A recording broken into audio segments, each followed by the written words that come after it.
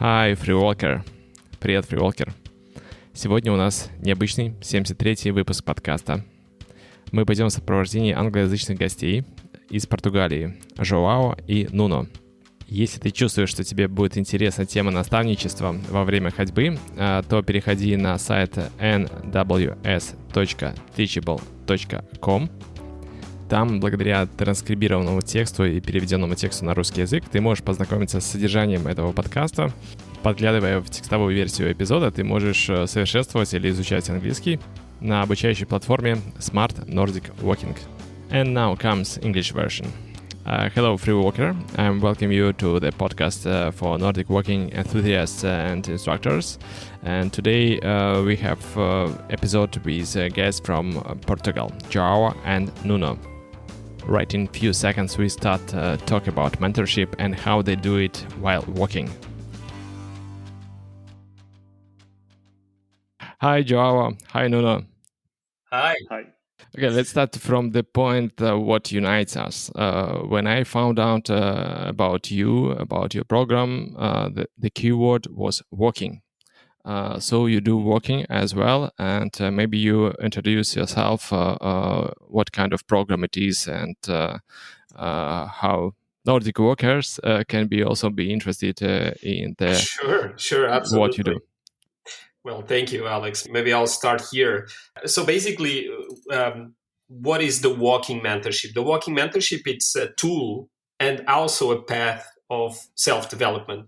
And we do this by using three pillars in all our programs: walking, nature, and mentoring. And we actually learn through the connection with other people. So one of the, let's say, the most powerful learning experience that we provide is actually this relationship, mentor and mentee.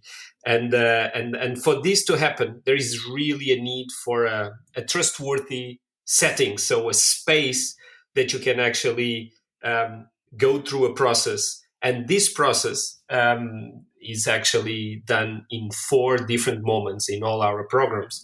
We create the environment that people can slow down. This can be very challenging, especially those days that we are living, so that we can really slow down and we can, reflect a little bit on our current situation.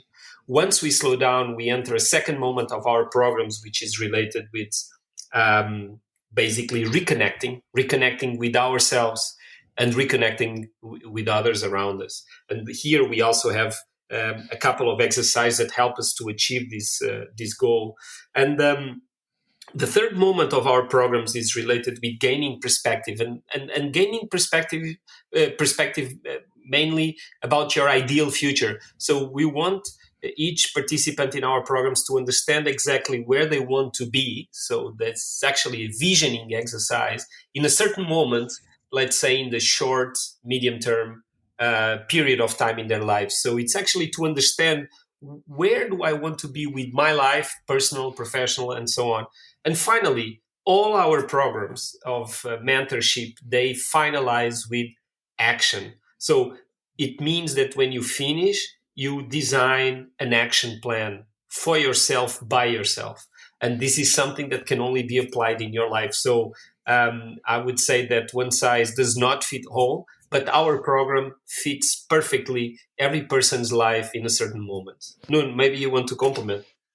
Yes, well, maybe I will go here on and thinking about the walking and the inspiration of the whole process. Actually, João, well, you're the founder, but I will go a little bit into history. So while we all know about the great pilgrimages and the great walks that people took as a means of reflection and of Right. setting their lives on track, and this is like history. I mean, it's nothing new.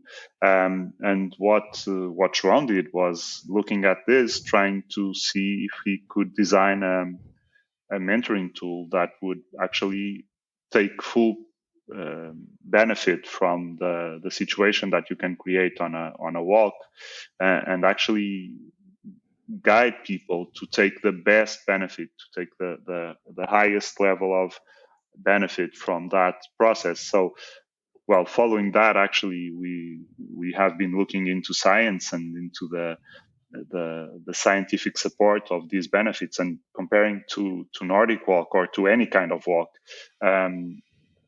Walking is very good for your health. We all know that, but it's also very good for your psychological health, your humor, your disposition. It reduces stress and anxiety. We all know that, but it also creates an environment where you can think differently. You can think better. Your attention is heightened. You can focus better. And when you walk in nature, and probably many Nordic walkers will walk in all kinds of terrain, but for sure, sometimes in nature, when you walk in nature, there's something very interesting that happens, which is you are open to new possibilities. Your brain accepts possibilities that were impossible or not even thinkable before. So if you take this this setting, and then you create a frame where you actually think about your life, set your goals, define where you want to go, and design an action plan to get there, it really is a very, very powerful tool. And I mean, anyone can do this anywhere. I truly believe in our programs and in the power and the work that we do. But to be totally clear, I mean, anyone can do this anywhere as long as you have the disposition to walk. Okay, as I understood, that there is a transformation part, action part as a walking, and what about confidence? You do these programs personally for the groups. Do you see the difference of such transformation, and how people freely open to your mentorship? Well, Alex, I think that this is probably the most rewarding aspects of our activity, and I would even say our way of life, because it's very difficult to look at what we do as a job. Honestly speaking, I see it much more as a way of life. And when we receive the feedback from participants, either our immersive programs that usually last for a week and happen in iconic routes like the Camino de Santiago in Spain, or the Via Francigena in the Alps, or Costa Vicentina in Portugal. So we usually use iconic walking routes to do these immersive programs where people basically don't do anything else. That's what they do for a full week. Then we also have short-term programs, usually 3-4 days. It's kind of a program to slow down and actually kind of an entry point into this methodology of self-development. And we also have corporate programs. But what I wanted to, and here we have different formats touching different targets within the organization. But what I wanted to stress is that this feedback sometimes is immediate. So you finish the program, or even during the program, you can really understand how this person is changing their lives. I mean, because this is what happened. We don't change lives. People change their own lives. I mean, change comes from within. If there is a miracle, this is the miracle. It's the capacity that people gain or regain to change the course of their lives. And the feedback is immediate. You understand, wow, this is really impactful. But at the same time, it happens that the feedback can come 2, 3, 4 years after the program. And it happened actually quite often. And the reason is very simple, because sometimes the changes that you are operating in your life, they are not immediate. Some changes, they take time. And once that time, or once those goals are achieved, it comes a message, comes a picture, comes an email saying, look, I want to thank you for this program, because 2 years ago, 1 year ago, 3 years ago, I made these decisions, and now finally I have achieved them. So in a nutshell, I think that when you put a person in the environment where they can flourish, where they can be, the best version of themselves, really good things happen. And I guess that it's probably what we do. We try to create these environments for different formats, personally, in small groups, inside corporations, and then in a structured way, let each person develop their own path, which is the only way to get where you want to be. You don't walk for them, they walk by themselves, right? And they do these changes by themselves. We walk with them. With them. I think this is the best definition, even if it's virtual, because for many years, I mean, even before the pandemic, we were doing already for 5 years, 6 years ago, we are doing mentoring virtually. So we are using our mobile phones, using technology in the best possible way. So imagine I'm now talking with you. I believe that you are in Italy today. So I'm in Portugal. We would go out into the nature using our mobile phones, use our video cameras, and we'll be walking together. So I will be walking with you, literally. Our programs, they don't really work out if you are seated at your desk in front of a screen, because your brain cannot achieve the same level of clarity that we'll achieve while walking and while in nature. What do you think, Nuno? Well, let me add on that. Actually, we had a very interesting experience with our online program, because we have basically we designed a program that anyone, anywhere, anytime could do, just using an e-learning platform. So there are some videos you can follow, and you have the materials, and you follow the whole process. And it was very interesting. A journalist I know, she, during the beginning of the pandemic, she was well, not the beginning, but halfway, when everything was locked down and everything was crazy, and she started doing the program, but she was very afraid to go out, so she was doing it at home, sitting. And she said, well, this is okay, but I'm not really feeling that wow that I was expecting. And actually, she didn't say this to me, she said this to her brother. And her brother said, but are you walking? And she said, oh, no. And he said, so why not? So that's why it's not working. You're supposed to walk, at least give it a try. And the amazing thing is that she went walking, and actually she reported that, well, basically that this almost saved her mental sanity during that process. And really it allowed her to make a very significant decision in her professional life, which she felt totally clear about and totally committed to. So she went to her boss and very clearly stated what she wanted to do, and actually she's doing that. So she's going the way she wanted to. She decided she wanted to go, but it only worked. The only magic was that she went walking. So and actually just walking by herself. This is really surprising. But let me perhaps go back a little bit into Alex's question about confidence and how people trust us and trust the process and trust the whole experience. Yes, please.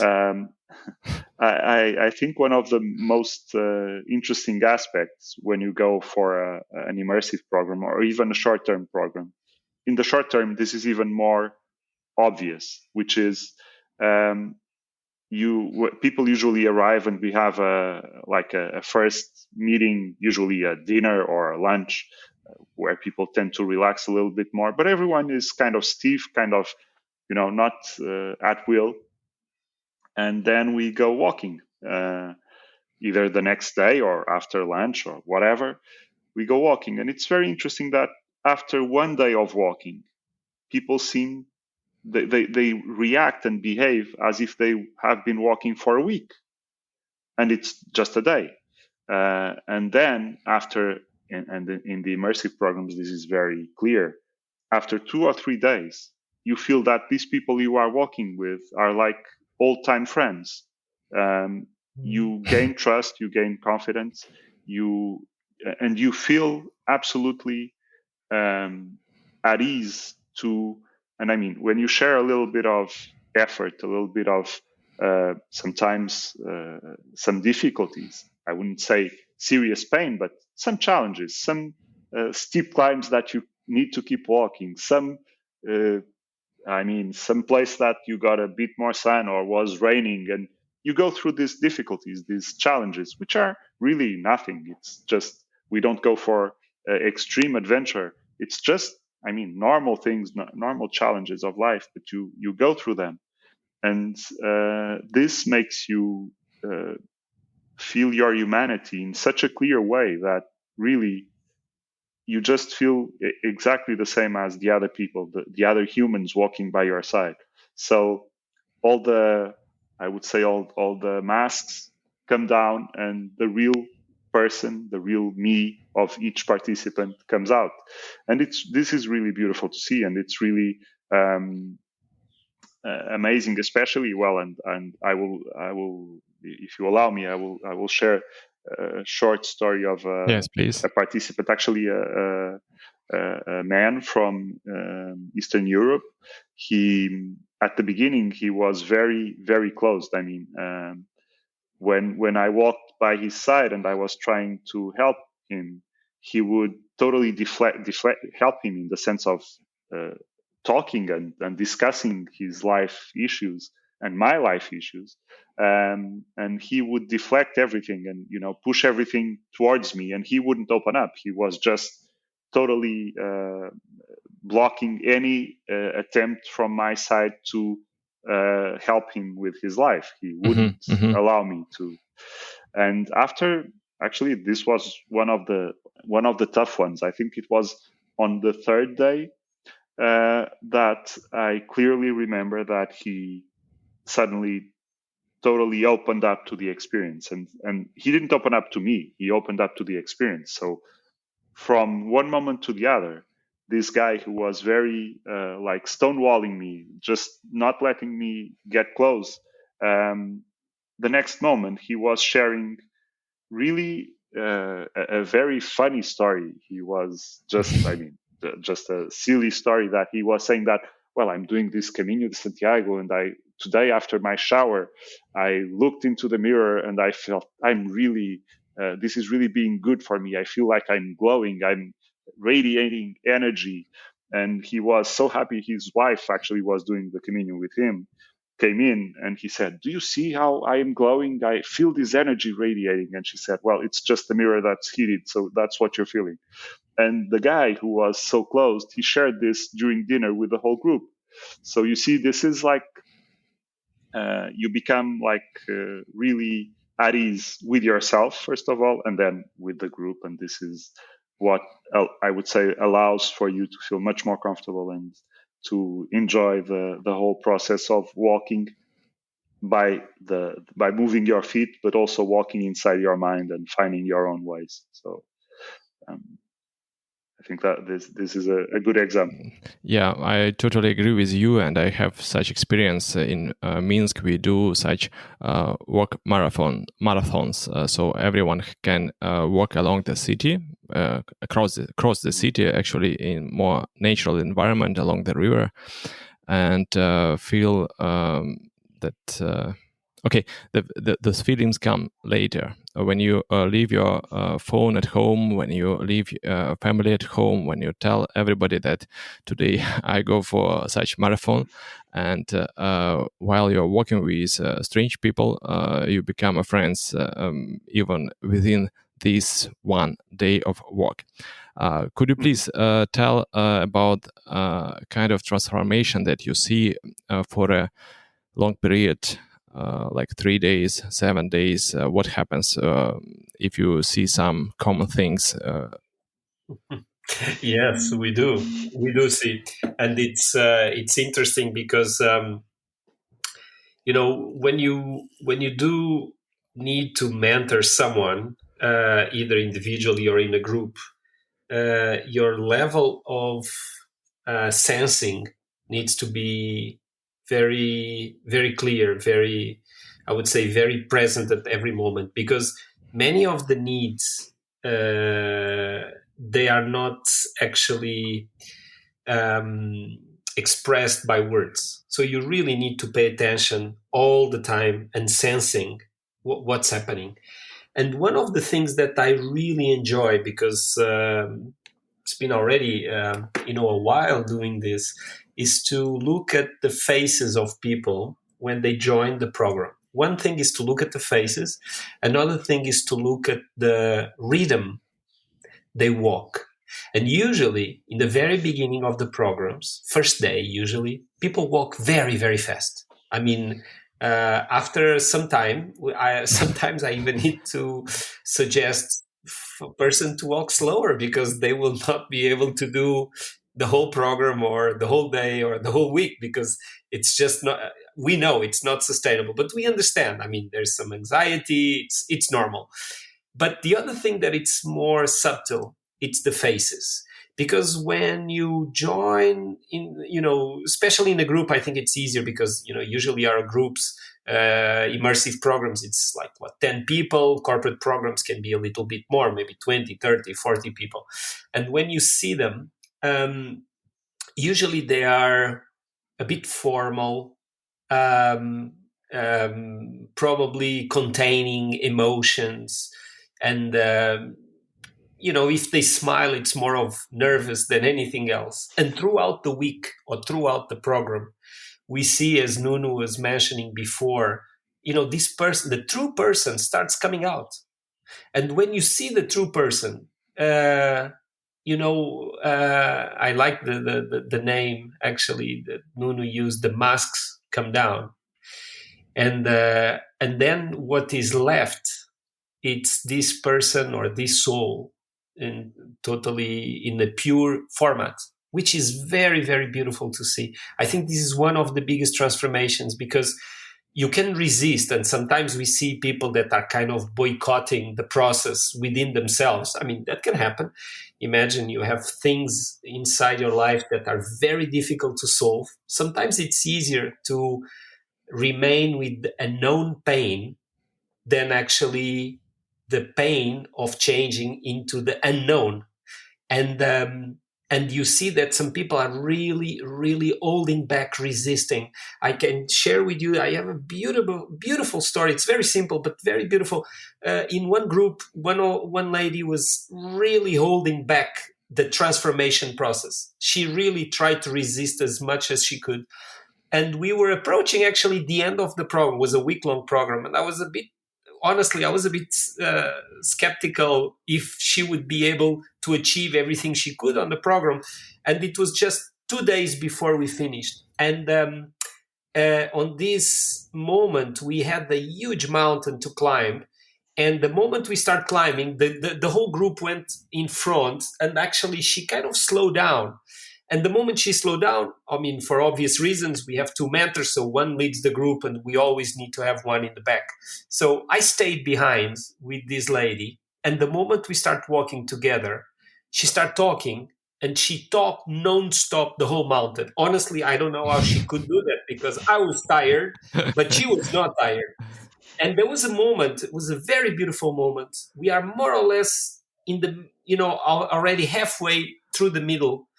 So it's the hardest part. And there is a huge storm that comes in. And it starts raining, as we say, cats and dogs. It was raining, pouring on us. And that moment, she totally released her pressure and stress. And actually, she started crying. But it was so beautiful because with all that rain, you could not distinguish, between tears and raindrops, and we walked together the last piece in silence. It was probably one of the most beautiful things I ever seen, and it actually made me believe that again and again that each one of us have their own path, and we have to literally to walk it. No one will walk it for us, but it's so nice when somebody can walk side by side with us. So I guess that's what we do. We walk with other people. Great. Such a great story. And do you put some expectations before the program or before the day, or it goes by itself? What can expect the person who come on your program? Do you help a little bit to make this magic kick? I'm going to give it a try here, but I think we can only promise what we can deliver, which is mainly logistics, a methodology, I would say, a thorough organization, because we are actually very detailed in everything we do, and we try to be as sharp as possible. But correct me, Nuno, but I don't remember ever to promise anything that goes beyond more or less what we said here. Yeah. One thing we don't promise is kilometers. We never talk about kilometers. And when people ask, oh, but how many kilometers today? And the answer is always, don't count the kilometers, make them count. So basically that is one of the promises that we give. It's that this is not about breaking a record or doing something radical. This is about using the walking for your own internal process. Usually we do a very, very, I would say, basic briefing in the morning. We always have a talk with all participants before the program, so we align expectations and we clarify some principles. I mean, because if you are in a group, you want everyone to be on time, you want people to be respectful of each other, and a number of things that are important.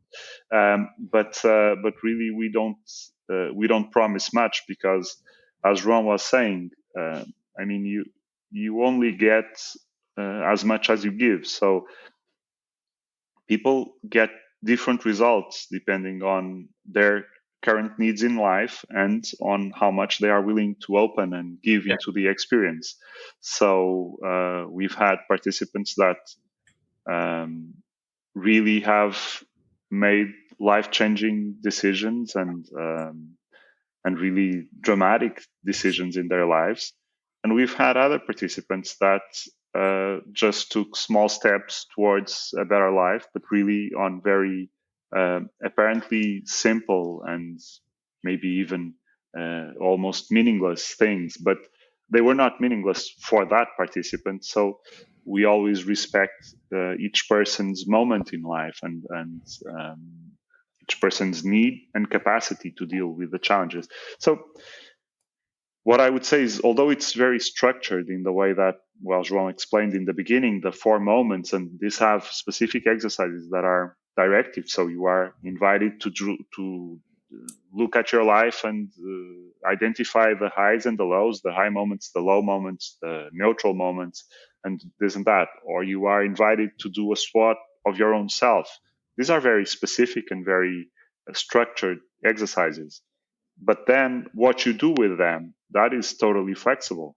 So at the same time that you have a very good structure to drive your thought, at the same time, if your thought right now, if your focus is on your job and you have issues there, then you can look at your job. But if it's with your wife or your husband or your kids or your parents or whatever, or just yourself, it's okay. You can basically use the methodology for whatever is your focus at the present moment. So this is one aspect that I think it's important to highlight. But let me maybe follow up with a thought, which is we try to use the whole experience as a learning experience. So, for instance, we take backpacks and we carry our own backpacks. So you really have to think what you want to put inside, because you will have to carry it. And many times people on the first day of the walking, they start leaving things behind, because obviously they realize that all those things that seemed so important to bring, after all, they are just too heavy to carry, so they're not that important. And so that is kind of a metaphor for your life, which is if you put too many things if you bring too many things into your backpack, the backpack of your life, then you will probably be overloaded. But then there are other learnings. And one of the things that I find very interesting is that once you reduce your options, your options are between 3 t-shirts and 1 shirt you only use for dinners, and it's the same shirt the whole week. So there's not many decisions to make. You basically put the t-shirt that's less dirty, and at night you always wear the same shirt. So you don't need to waste time deciding that. And you realize that as your life becomes simpler, you actually gain by having less options. And that is something that in these days of way too many options, everything now, getting less options and realizing that you can be happy with less is actually an extreme form of luxury. This is, as João was mentioning, elimination is probably the highest form of luxury, to be honest, because then you can really just enjoy your own life and not be worried about what am I going to dress and what are people going to think about my choice. So this is Thank you. another opportunity. And I mean, I could go on, but let me not take over your podcast. Sorry, Alex. Thank you, Nuno. I want to clarify a little bit difference between several ways how can people complete these famous waves paths, right? Like Santiago, path to Santiago. They can go by themselves. They can find the travel agent who can organize all things and make the trip safety.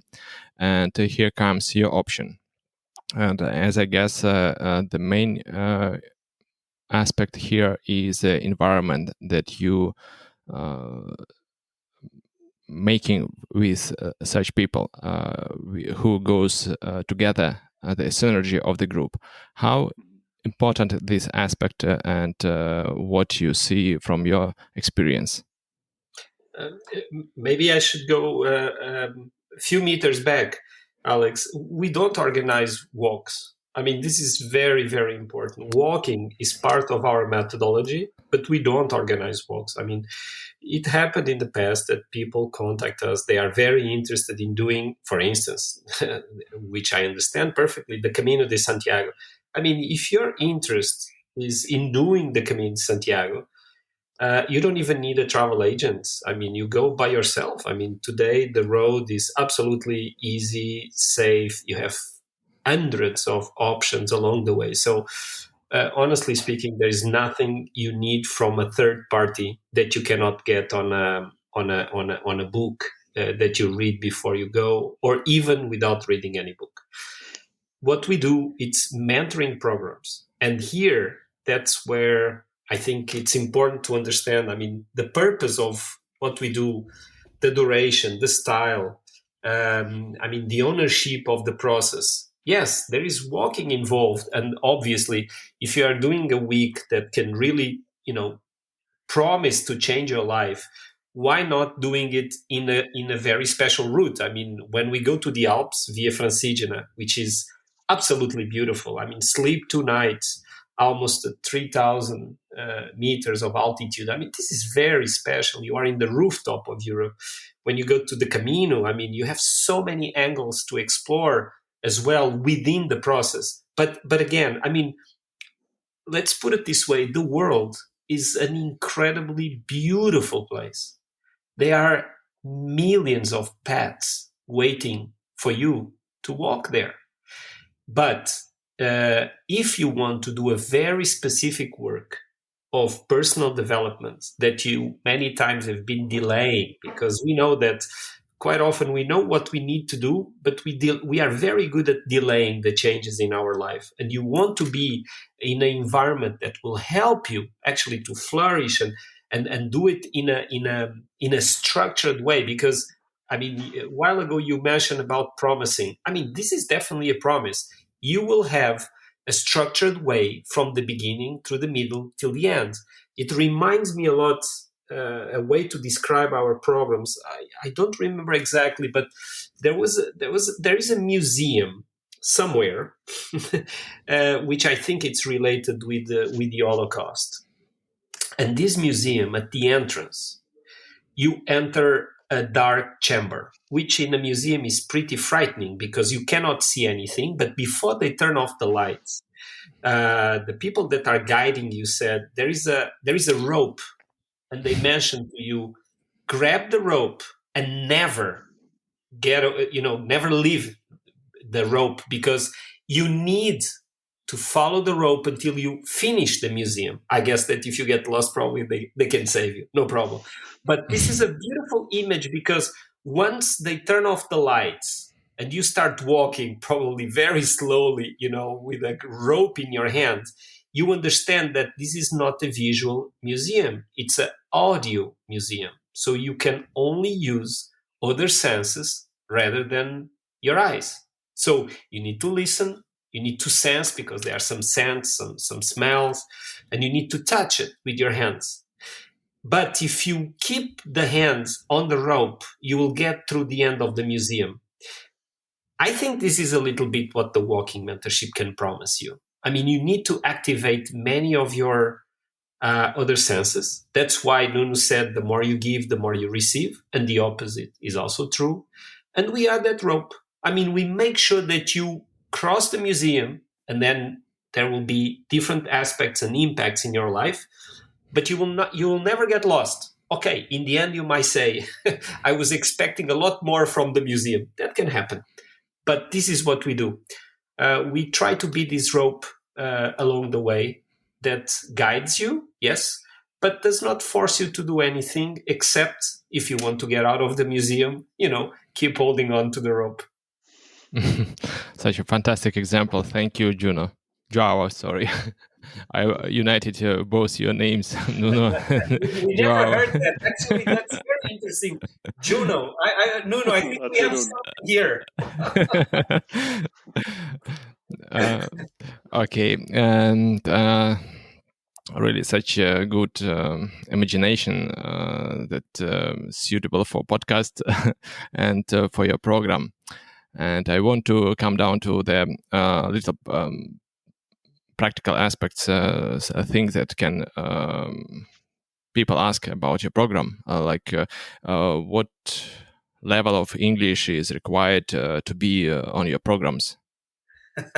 Alex, I will answer with a story, because then after the story you understand what level of English you need. And what other languages acceptable? Do you speak other languages? Well, we do, but I will tell you that if you really want to join the program, language will never be a barrier. Reason why, I don't know, maybe two or 3 years ago, we had a call from a lady, and she appeared, because we always do a video call to know the candidates on the program, so we understand, I mean, if they are a good fit and if the program is a good fit for them. It's a matter of honesty. And this lady appeared on the video call with another lady. So I was a bit surprised because I was doing the call and I thought it was only one, but it appeared two. And it was very simple. She was with a friend to help translate everything. And she said, look, I don't speak more than 20 words in English, but my friend translated all the website for me. So I know exactly I need this in my life. So I'm going to ask my friend to come with me and she will translate everything I have to listen and she will translate back everything I want to say. So I want to tell you that if you really want to do it, language will never be a problem. On the other side, the fact that we keep it English as a transactional idiom language, it's very interesting because you see, if you have many people, and again, in 10 people in a group, you might have 8 or 9 different nationalities. So we have people from all over the world. And imagine that if you have to keep English as the basis for non-native speakers, usually people need to be focused on very essential words, meaning that you don't lose time going around.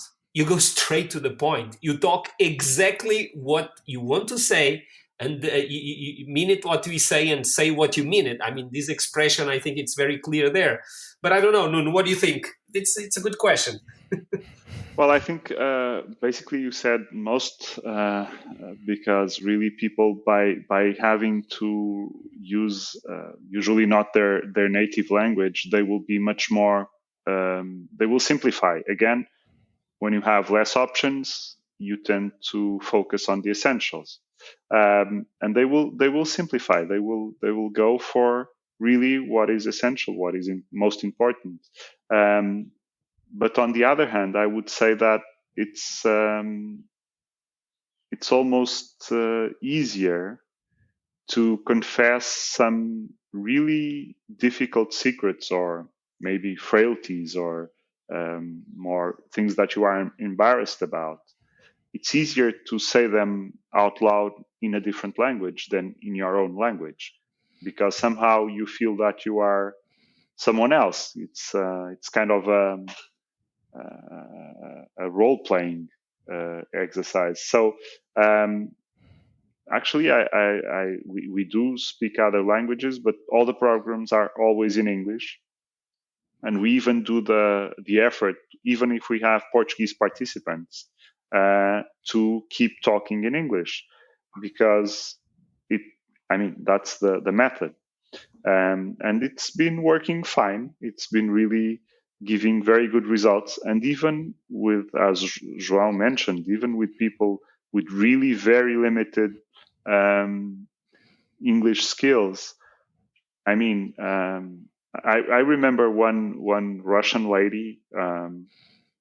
To be honest, she reminded me very much of my own grandmother, but she spoke very, very little English. And yet we had such amazing conversations. I wouldn't say talks. It wasn't so much about talking, but somehow we managed to communicate, and really meaningful, deep feelings and thoughts went through that communication without that many words. So I would say that's one of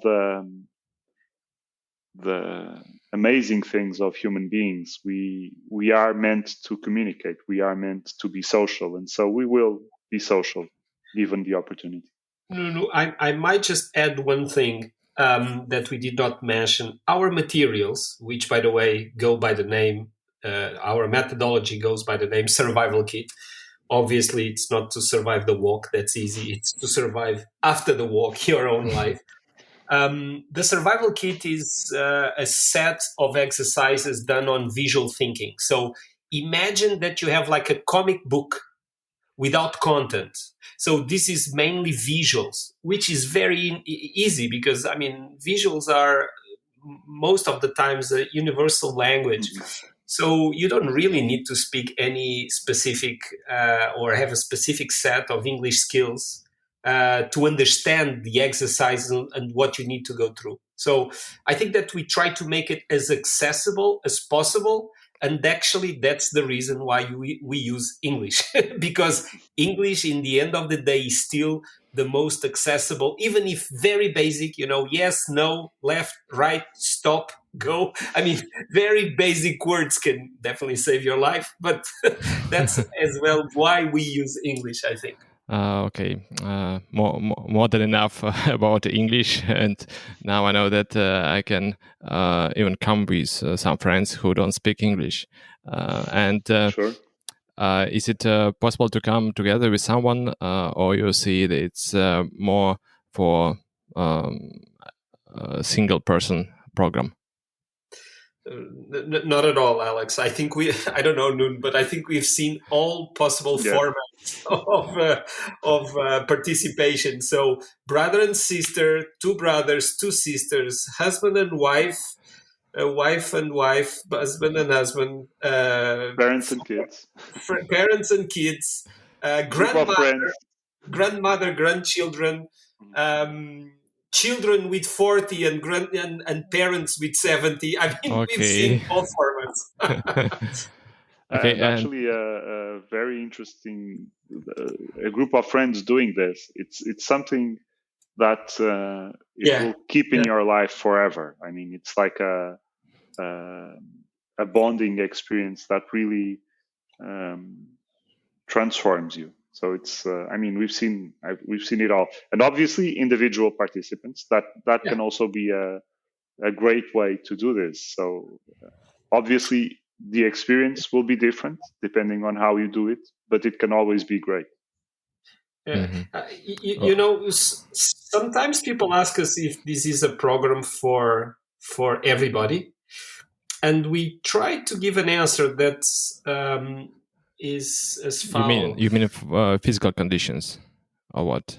No. I mean, I'm even thinking about more mentally, because physically, honestly, if you can walk to the supermarket, or even if you have a hard time to walk to the supermarket, most likely you can do this program. But this is a kind of a program that definitely it's not for everybody, but it's a program for everybody in a certain moment of life. Um, when you understand that something needs to be revised, changed, thought through, this might be a good option. I guess that this is very important, even more than your physical preparation. Quite often people are very worried about physical preparation. Honestly speaking, I mean, again, this is not even comparable to things like running a marathon. Come on, we are talking about walking, which has been with us since the beginning of times. That's how we moved around the continents. Our cells have memory. We know how to walk, literally. And I can even tell you that I've seen people with specific disabilities walking that would make any other person feel ashamed of doubting if they can walk, Mhm. because I've seen, honestly, people with so much more limitations, which in the end there are no limitations at all, because your biggest limitation is inside your brain. That's a big one, and I've seen it. That's probably the biggest Himalaya of your life. It's inside your brain. It's not a mountain.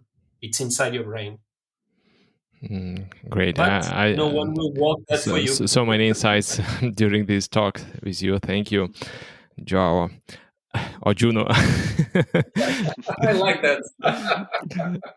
And now one more question about me as a Nordic walk instructor, and I know that Nordic walkers fans listen to us, and they probably think what kind of post they will take with them, grab with them to your program.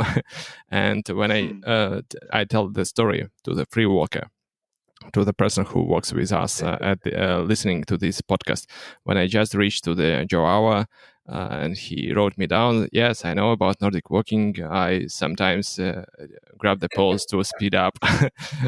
So if you really want to slow down, not speed out, then probably the way to join Juno, João, and Nuno.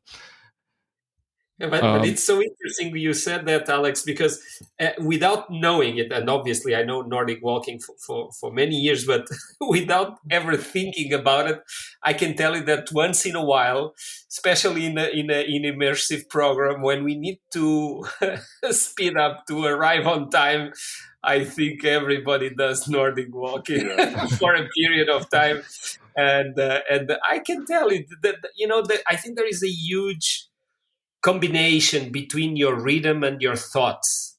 And I think it's very important when you want to go deeper, you actually slow down your pace. But as I see value there, I also see value in there are moments that you are so upbeat that you really need to put some energy out. And honestly speaking, the Nordic walking approach, probably it's the best in that specific moment, because you really need to get going, you need to move, and the type of thoughts that you have in a certain speed, a certain rhythm, are different. Both of them important. Both of them have space and need in our lives. But it's also important to understand that they are different. I don't know. What do you think, Nuno? Yeah, well, I was thinking that I always take poles with me.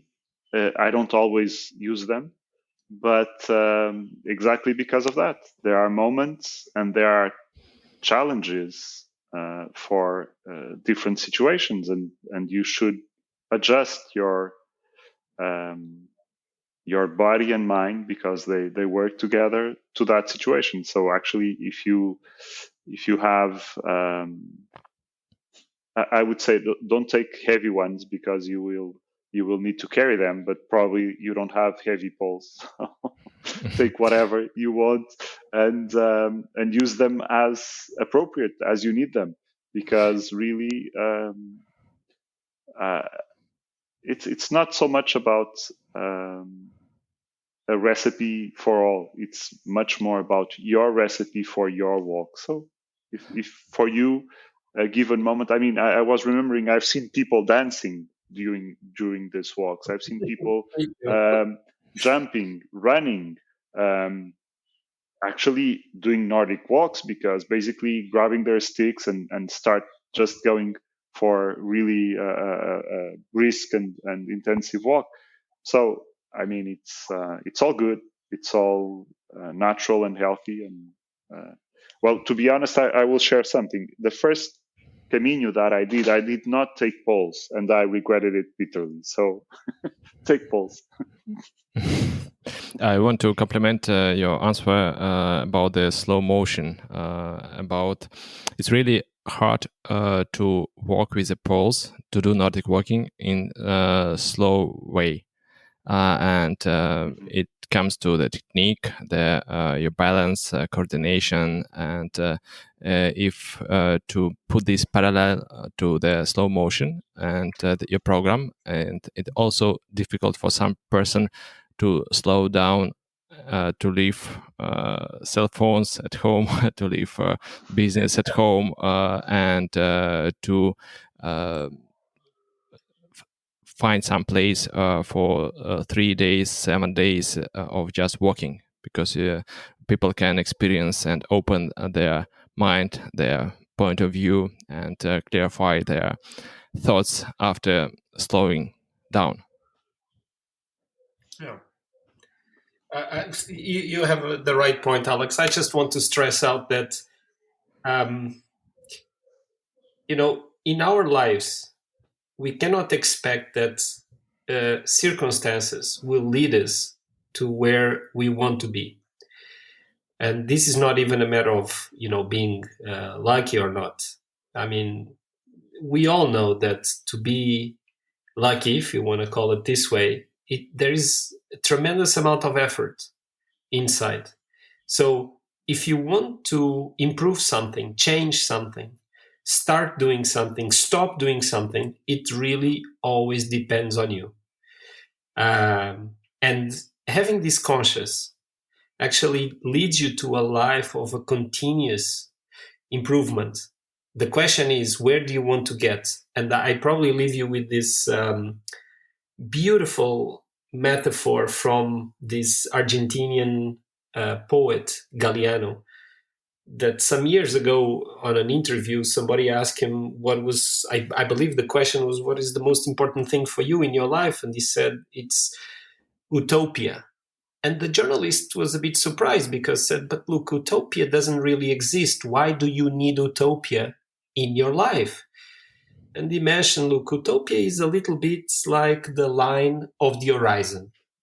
It's there. Everybody can see it. If you take one step forward, the horizon goes one step backwards.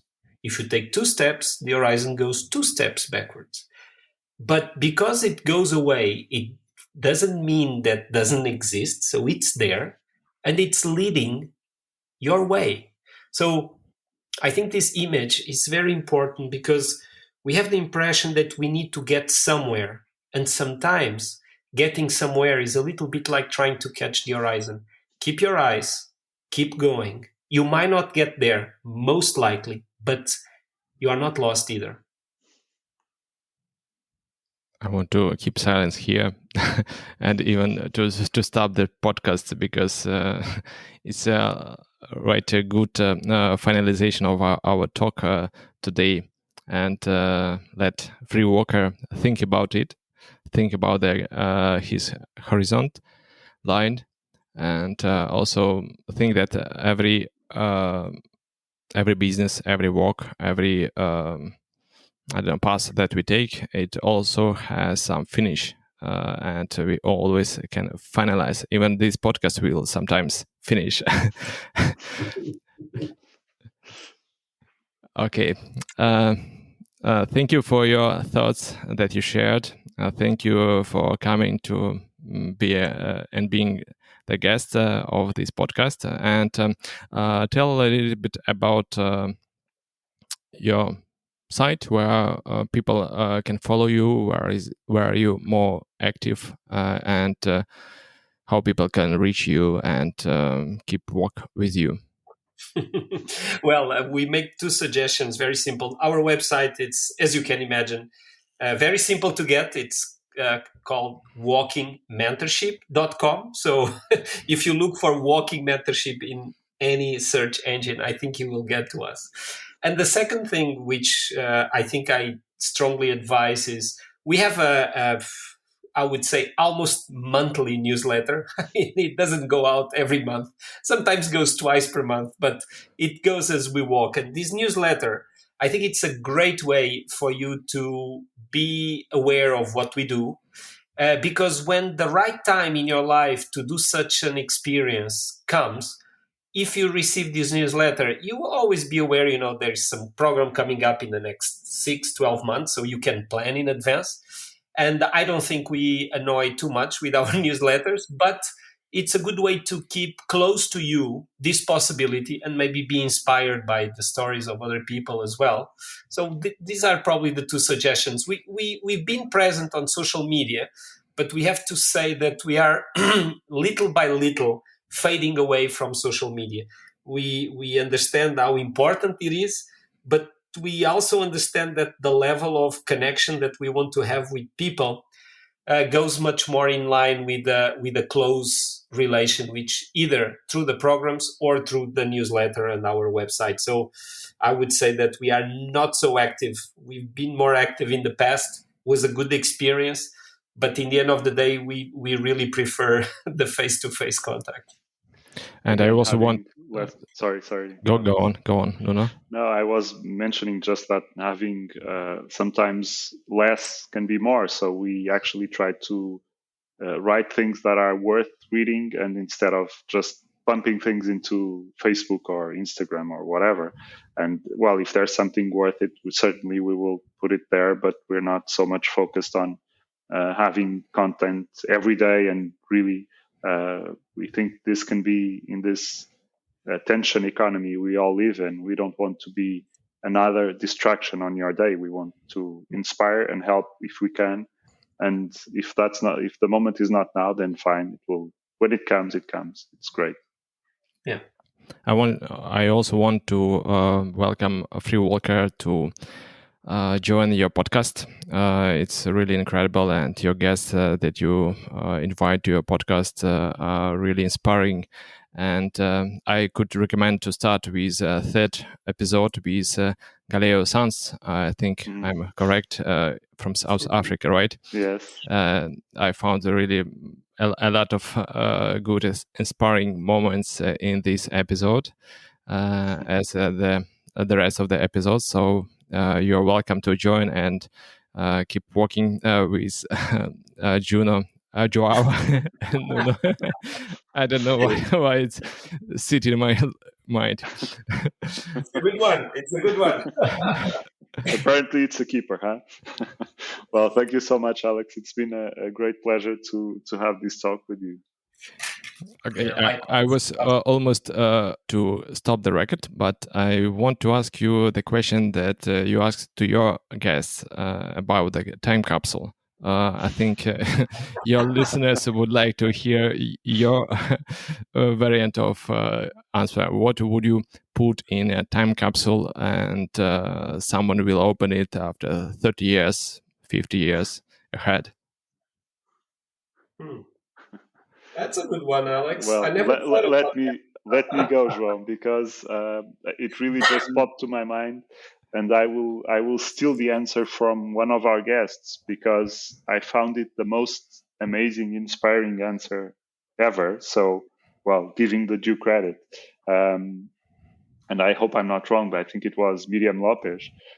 She said a mirror. And I really think that reflection is a good thing to put on a time capsule. So that would be my answer. But João, you. I cannot beat that one. I will definitely go with you and Miriam Lopez's choice. A mirror. Yeah, beautiful, because I like that answer as well. It's beautiful.